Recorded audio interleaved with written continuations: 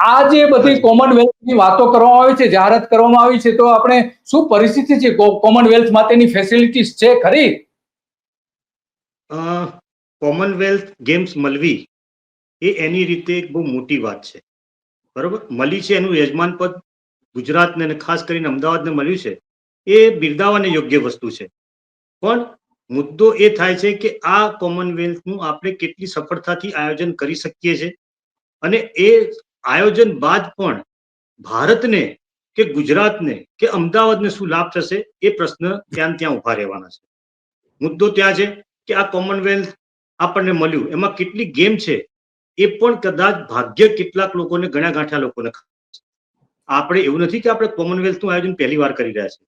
2010માં પણ આપણે હજારો કરોડના ખર્ચે કોમનવેલ્થનું આયોજન દિલ્હીમાં કરી ચૂક્યા હતા, અને એ સમયે પણ આપણે એમાંથી કંઈ બહુ વધારે કમાયા નહોતા.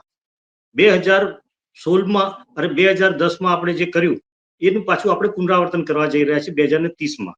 હજુ આપણી પાસે 5 વર્ષ છે એના આયોજન માટે, તૈયારીઓ કરવા માટે, અને તૈયારીઓ કદાચ થઈ પણ જશે.